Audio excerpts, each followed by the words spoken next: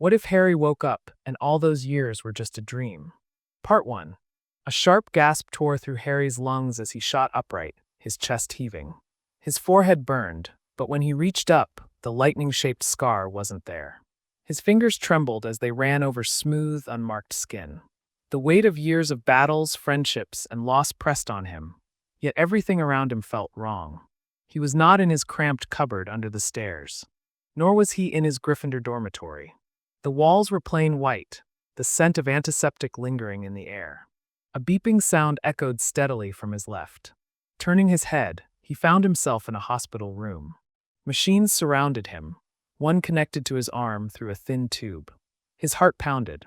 Before he could make sense of it, the door creaked open. A woman with red hair stepped inside, her emerald green eyes brimming with tears. "Harry," her voice cracked. Harry's breath caught in his throat. "Mom!"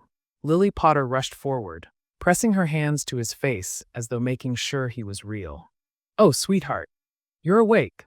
Harry's mind reeled. His mother was dead. He had seen her in flashes of green light, heard her screams echo in his nightmares.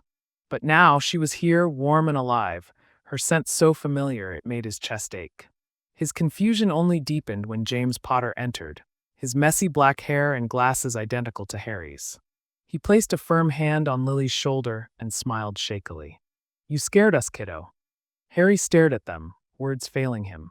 "Hi, what's going on?" Lily sniffled, brushing his hair back.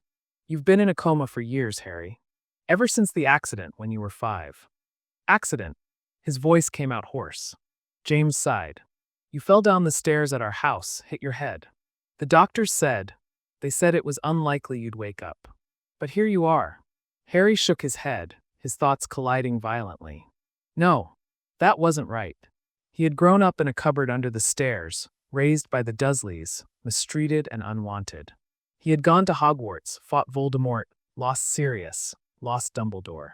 He had a life. Hadn't he? But as he struggled to recall exact details, things became hazy. Flashes of battles, friends, and adventures blurred at the edges. The feeling of a wand in his hand, the rush of flying on a broomstick. Were they real? Or just dreams? His chest tightened. No, that doesn't make sense. I went to Hogwarts. I fought Voldemort. I had friends, Hermione and Ron. James and Lily exchanged a glance, sadness filling their features. Lily spoke softly. "Sweetheart, none of that was real." Harry's breathing turned ragged. No, you're lying." James sat beside him, squeezing his shoulder. "Harry, listen to me. You were in a coma for over a decade. Everything you remember, it was just your mind trying to fill the empty years." The walls around him felt like they were closing in. His heart raced, his pulse hammering in his ears. He clenched his fists. "That's impossible." James sighed. "We were there every day, son. We never gave up on you." Lily smiled tearfully. "You're safe now, Harry. You're home." But Harry didn't feel safe. He felt like his world had just shattered into a million pieces. Harry's breathing was unsteady, his mind caught between reality and what he had believed to be real. His fingers gripped the thin bedsheet, his knuckles turning white. He had fought Dementors, escaped the Triwizard Maze, battled Voldemort. He had lived an entire life. And now his parents, the very people he had spent years longing for, were telling him that none of it had happened. "No," he whispered, shaking his head. "That's not possible." Lily gently stroked his hair, her touch warm and real. "I know it's a lot to take in, sweetheart." James sighed and rubbed his face. "We were terrified we'd lost you forever. But you're back now, and that's all that matters." Back? Back to what? His heart pounded as he tried to focus, to recall something, anything, that could prove Hogwarts was real. He thought of Ron, of Hermione, of the great hall glowing with candlelight. He thought of Hagrid, of Quidditch, of the old ball. But the images in his mind were no longer as vivid. They were slipping, blurring at the edges like a dream fading upon waking. His head throbbed. But the Dursleys," he choked out. "I grew up with them. They treated me horribly." James frowned. "Who?" Harry blinked. "Uncle Vernon, Aunt Petunia. My cousin Dudley. They raised me after you died." Lily let out a soft, pained sound. "Oh, Harry, we never left you." She took his hand. "You've always been with us." We raised you. You were so full of life, always running around the house, pretending to be a knight or a wizard. The word sent a jolt through him. I am a wizard. James inhaled deeply. Son, magic isn't real. A cold chill ran down Harry's spine. He shook his head violently. No, no, that's wrong. I did magic. I had a wand. His voice broke. I felt it. Lily exchanged a worried look with James before turning back to Harry, her expression tender yet cautious. That was all part of the dream, sweetheart. Harry's stomach twisted. A doctor entered the room, his white coat swaying as he approached. He was a man in his mid-50s, with graying hair and kind eyes.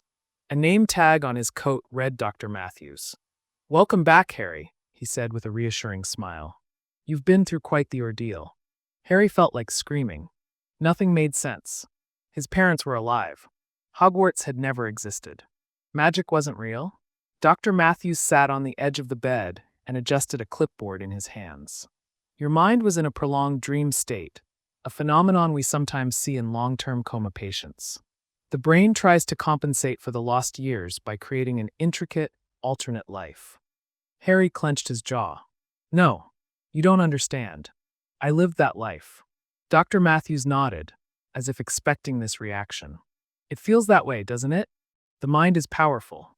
It can create entire worlds, complete with relationships, emotions, and experiences. But those memories, they aren't real, Harry. Harry felt sick. He wanted to argue, to prove them wrong.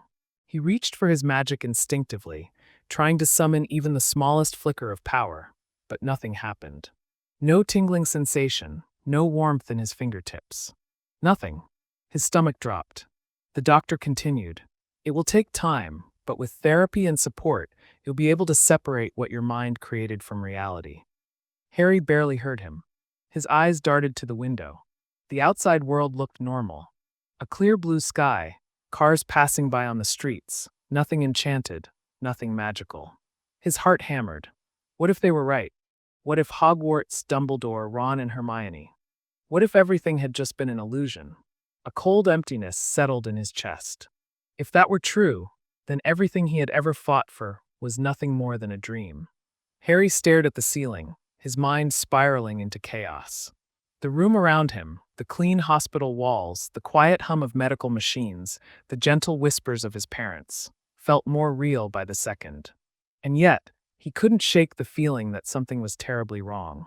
If Hogwarts was just a dream, why did it feel more real than this? Why did he miss it, like something had been ripped away from him?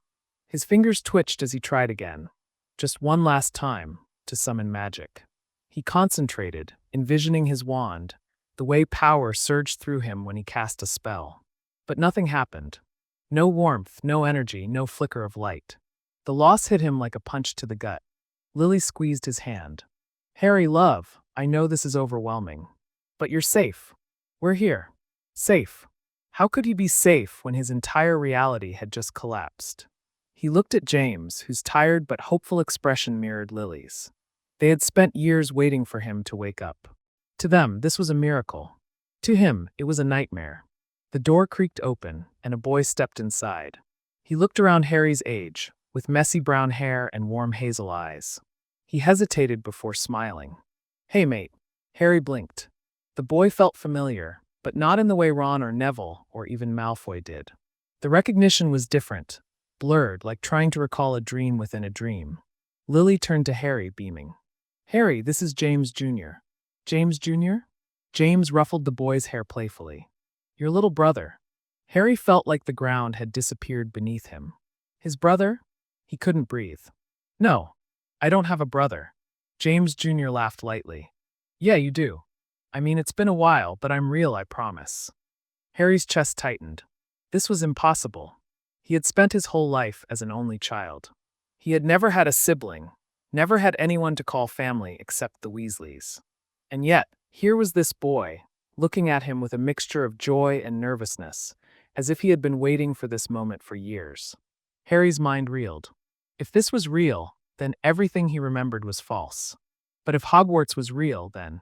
His hands shook. Harry. Lily's voice was soft but concerned. I need some air, he muttered, pushing the blankets off. He He swung his legs over the bed, but they felt weak and unsteady. His muscles protested, his body stiff from years of inactivity. James reached out. "Easy, son. I'm fine." Harry forced himself to stand. He wasn't fine. Not even close. But he needed to move, needed to think. With slow, careful steps, he made his way to the window. The world outside was painfully normal. No floating candles, no moving staircases, no owls soaring through the sky. Just an ordinary city, an ordinary world where magic didn't exist. A lump formed in his throat. "What's the date?" he asked suddenly. Dr. Matthews, who had been quietly observing, adjusted his glasses. "March 14th, 2009. Harry stiffened. That didn't match. He had just turned 17 when the Battle of Hogwarts happened. That meant the last thing he remembered was 1998. Almost 11 years. His stomach churned. All those years at Hogwarts, had they really just been figments of his imagination? Had his mind truly crafted an entire life just to fill the gap? He turned back to his parents, to the boy who was supposed to be his brother, and tried to feel something familiar, something comforting. But all he felt was lost. Harry's hands clenched the windowsill as he tried to steady his breathing. 11 years. If what they were saying was true, then he had been in a coma for over a decade. An entire lifetime's worth of memories, Hogwarts, his friends, the war, Voldemort, none of it had happened. His stomach twisted. He turned back to his parents, who watched him with cautious eyes. James Jr. shifted uncomfortably, clearly unsure of what to say. Harry wanted to believe them. He wanted to feel that familiar warmth of home, of belonging. But everything inside him screamed that something was wrong. "Harry," James said carefully, stepping closer.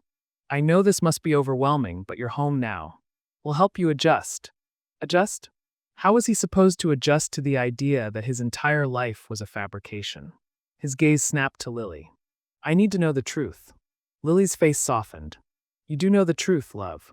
You were in a coma, and your mind created." No, Harry's voice was sharp. He took a step forward, feeling the weight of his weak limbs. "Something isn't right. If Hogwarts wasn't real, why do I remember everything so clearly? Why does it feel more real than this?" Dr. Matthews sighed. "The human brain is incredibly complex, Harry. When a person is in a prolonged unconscious state, their mind can construct entire lives, detailed, vivid, full of emotions. Your memories might feel real, but they're just the result of your brain trying to make sense of lost time." Harry shook his head. "No, I don't accept that." James Jr. suddenly spoke up. "It's not like we're lying to you, mate." His voice was hesitant, but not unkind. "I mean, you woke up and thought you were a wizard. You thought you had some whole other life. That's not normal." Harry's fists tightened. "And yet it feels more real than any of this." A tense silence filled the room. Lily exhaled softly, reaching out for him. "Harry, we'll help you through this. You don't have to figure it all out alone." But that was just it. He was alone. The people standing before him, his parents, his supposed brother, were strangers to him. And the people he knew, the ones he loved, apparently didn't even exist. Ron, Hermione, Ginny, Hagrid. Were they just figments of his imagination? A lump formed in his throat, and he turned away, forcing himself to stay composed. "I need some time," he muttered. James hesitated before nodding. "Of course, son. Take all the time you need." Harry swallowed hard. He needed answers. And if no one was going to give them to him, he'd find them himself. Harry sat on the edge of the hospital bed, his mind racing. His body still felt weak, his limbs stiff from years of inactivity, but he barely noticed. His thoughts were consumed by one thing: proving this world was wrong. If this was real, if everything he knew was just a dream, then why did it feel like he had lost something? Like a part of him had been ripped away? He needed proof. He took a deep breath and looked at his hands. His fingers trembled slightly, but they were steady enough. He thought back to his wand, the weight of it in his palm, the way it felt like an extension of himself. He raised his hand slightly and whispered, "Lumos." Nothing happened. His stomach sank. But that didn't mean anything. He wasn't holding his wand. Maybe he just needed something to channel his magic. His gaze darted around the room, landing on a pen resting on the bedside table. Slowly, he reached for it, wrapping his fingers around it like he would a wand. He exhaled and focused. "Lumos," he whispered again. The pen remained still, lifeless. No spark, no warmth, no flicker of magic. The weight of reality crashed down on him, pressing against his chest like a boulder. James Jr. shifted in his chair. "What are you doing?" Harry clenched his jaw. He couldn't explain. How could he? How could he tell them that he was trying to prove he wasn't insane? That everything they were telling him had to be a lie because the alternative, that he had made it all up, was too unbearable to accept? He forced himself to set the pen down. "Nothing," he muttered. James Jr. frowned. "You were saying something. Lumos or whatever." "What's that?" Harry didn't answer. He couldn't. His mother's hand brushed his shoulder. "Harry, love, I know this is confusing, but I promise we'll help you. You'll be okay." Harry barely heard her. His mind was running through every possibility. What if magic didn't exist in this world? What if he had been sent somewhere else, and he needed to find a way back? But if that were true, then what was this? Some kind of alternate reality? A trick? Or was this the truth? Was Hogwarts just something his mind had invented to cope with years of unconsciousness? He squeezed his eyes shut. He could still see Ron's grin, hear Hermione's exasperated sighs, feel the thrill of flying on his broomstick. Could memories that vivid really be fake? Lily squeezed his hand. "Sweetheart, you don't have to fight this alone. We're here." Harry took a shaky breath. He wasn't ready to accept this yet. Not until he had real proof. Not until he knew for sure. Harry barely touched his food during dinner. His parents and James Jr. talked in hushed voices, occasionally glancing at him as if he might shatter at any moment. He couldn't blame them. He must have looked strange, staring blankly at his untouched plate, lost in thought. But how could he eat when his mind was screaming at him? He needed proof. Real, undeniable proof that this world was real, or that it wasn't. Lily placed a gentle hand on his arm. "Harry, love, if you're not hungry, you don't have to force yourself." Harry blinked, snapping out of his daze.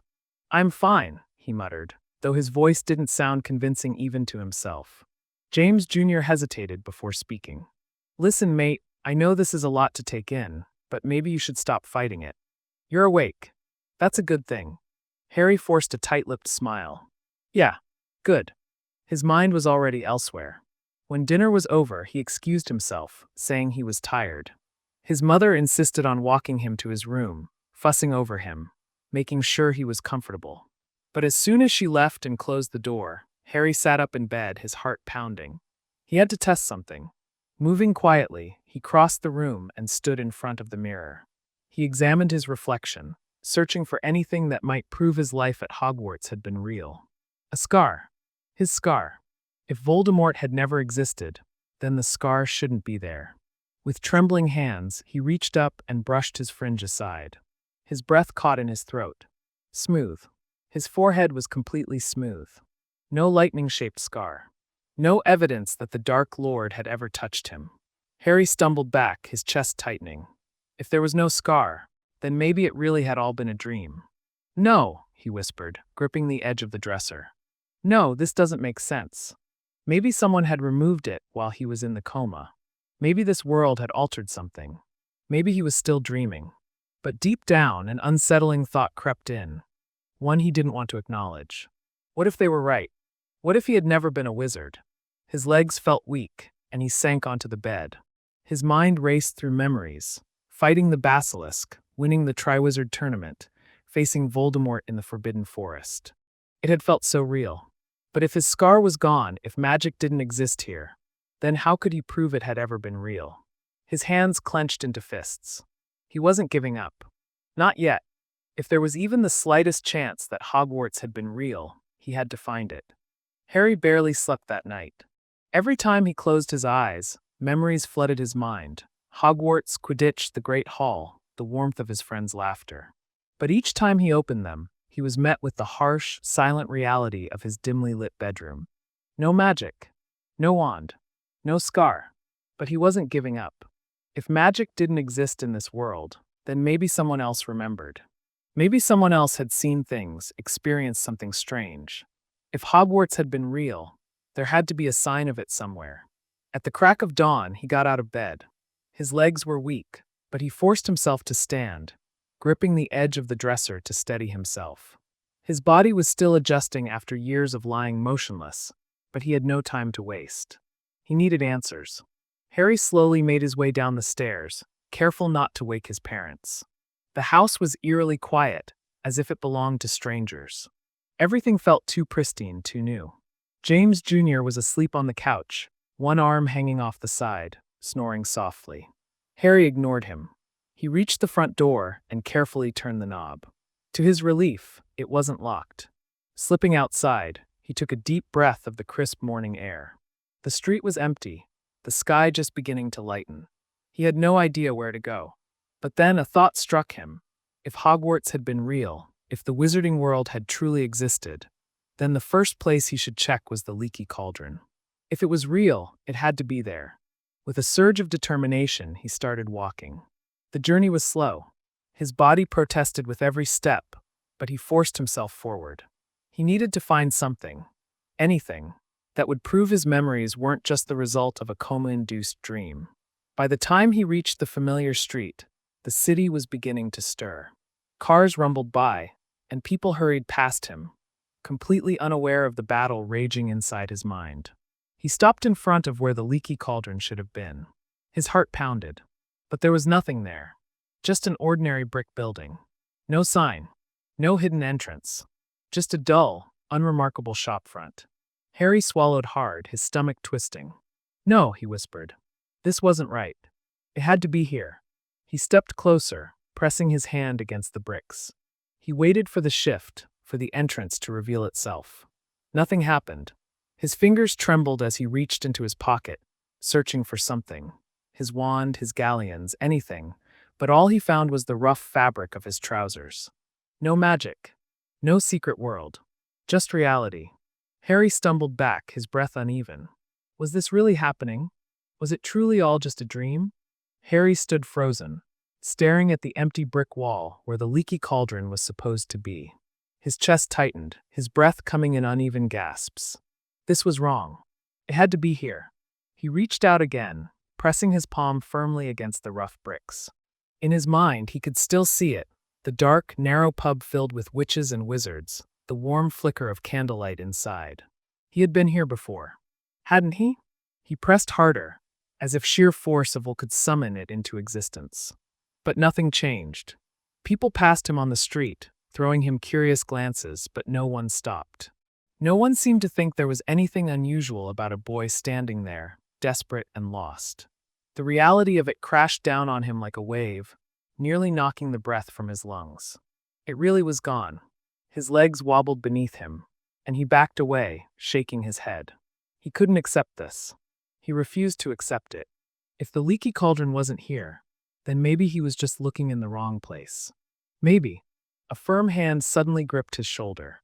Harry spun around, his pulse hammering. It was James Jr. His brother's face was tense, his brows furrowed with concern. "Harry, what the hell are you doing?" Harry opened his mouth, but no words came out. He didn't know how to explain. James Jr. sighed, raking a hand through his messy hair. "Mom and Dad freaked out when they found your bed empty. I told them I'd find you, but seriously, mate, why did you sneak out?" Harry looked past him, back at the empty wall. His fingers curled into fists. "It was supposed to be here," he muttered. James Jr. frowned. "What?" Harry swallowed hard. "The leaky cauldron. It was supposed to be right here." For a long moment, James Jr. just stared at him. Then he sighed again, his expression softening. "Harry." His voice was careful, as if he was afraid of breaking him. "There's no such place." Harry's hands shook. "You don't understand." "I do understand," James Jr. interrupted. "I know this is hard. You just woke up after years in a coma. Your brain is still adjusting." "No," Harry snapped. "You don't understand. I remember this place. I remember everything. Magic, Hogwarts, my friends, they were real." James Jr. looked pained. "They weren't, Harry." Harry clenched his jaw. "Then why does it feel like I lost something?" His voice cracked. "Why does it feel like I belong somewhere else?"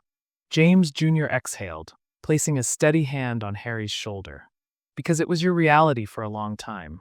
Your mind created something incredible to help you survive, but it wasn't real." Harry looked away, blinking hard. He didn't want to hear this. "Come on," James Jr. said softly. Let's go home. Harry didn't resist as his brother guided him away. But as they walked, one thought remained lodged in his mind, repeating over and over. If it wasn't real, then why does it still feel like it was? Harry barely remembered the walk home. His thoughts churned violently, looping over the same question again and again. If Hogwarts wasn't real, why did it feel like it was? James Jr. kept a firm hand on his shoulder, as if afraid he might bolt at any moment. When they reached the house, Lily was pacing in the living room, her face tight with worry. The moment she saw Harry, she let out a sharp breath of relief. Harry! She rushed forward, pulling him into a crushing hug. You scared us half to death. Why did you leave? Harry didn't answer. James Jr. shot him a warning glance before speaking. He just needed some air. Lily pulled back, cupping Harry's face in her hands. Sweetheart, you're still recovering. You need to rest. Rest? He had spent years lying in that hospital bed. How was he supposed to rest when nothing made sense? James Potter stepped forward, his arms crossed. Harry, whatever you were looking for out there, it's not real. Harry's stomach twisted. He wanted to argue, to scream, but no words came out. Instead, he nodded stiffly. Lily's shoulders relaxed. Good, she said gently. Now, why don't you go lie down? We'll talk later. Harry turned without a word, making his way upstairs. He could feel their eyes on him, watching, waiting for him to accept the truth. But he couldn't. Not yet. He closed his bedroom door behind him and leaned against it, his breath shallow. He had to know. Moving quickly, he grabbed a notebook from his desk and flipped it open. His hands trembled as he gripped a pen and scrawled across the first page. Hogwarts. Albus Dumbledore. Ron Weasley. Hermione Granger. Hagrid. The Forbidden Forest. The Room of Requirement. Sirius Black. Remus Lupin. Snape. Draco Malfoy. The names came easily, each one sharp and vivid in his mind. If none of it was real, why could he remember everything so perfectly? He tapped the pen against the page, thinking, if Hogwarts didn't exist in this world, maybe, just maybe, there was still someone else who remembered. Harry grabbed his phone, his fingers hesitating over the screen. He didn't know why, but something deep inside urged him to search. With a deep breath, he typed, Hermione Granger. The search results loaded. His heart nearly stopped.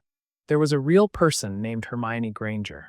Harry's pulse thundered in his ears as he clicked on the link. A social media profile popped up, an ordinary girl, smiling in a graduation photo. No Hogwarts robes, no wand, no magic. But the name was the same. He swallowed hard and tried again. Ron Weasley. Another result. Another real person. Harry's breath came faster. One by one, he searched the names. Some appeared, some didn't, but it didn't matter. The fact that any of them existed in this world meant something. His hands tightened around his phone. Maybe Hogwarts was gone. Maybe magic didn't exist here. But something wasn't right. And Harry was going to find out what. Harry stared at his phone screen, his heartbeat pounding in his ears. Hermione Granger existed. Ron Weasley existed. The names he had known for years, names that were supposed to be part of a dream, belonged to real people. But they weren't the same. Hermione wasn't the brilliant witch who had stood by his side through every battle. Ron wasn't the best friend who had laughed and fought with him at Hogwarts. Here, they were just ordinary people. No magic, no Hogwarts, no war against Voldemort. His hands trembled as he placed the phone down. This couldn't be a coincidence. He had to know more. Without hesitation, he typed out a message. Harry, hi. I know this might sound strange, but do you remember Hogwarts? He stared at the message for a long moment before hitting send. Seconds passed. Then a minute. No response. A nervous energy settled in his chest. He sent another message. Harry, have we met before? Still nothing. A creeping sense of doubt began to claw at him. Maybe he was imagining things. Maybe he was desperate to believe in something that wasn't there. But before he could sink too deeply into that thought, his phone buzzed. Hermione, who is this? How do you know that name? Harry's breath caught. His fingers hovered over the keyboard. She knew something. He quickly typed back. Harry, my name is Harry. I don't know how to explain this, but I remember things about you, about Hogwarts, about magic. Please, do you remember anything? This time, the response came faster. Hermione, This isn't funny. I don't know who you are, but don't message me again. Harry's stomach dropped. He could feel the words slipping through his fingers, the chance at an answer fading. No, he couldn't let this go. Harry, please. Just one question. Do you ever feel like something is missing? Like you're supposed to be somewhere else? There was a long pause. For a moment, he thought she wouldn't reply. Then, Hermione, who are you? A shiver ran down Harry's spine. She felt it too. He gripped the phone tightly, his mind racing. This wasn't just a dream. It wasn't just a coma. Something was wrong. And he was going to find out what.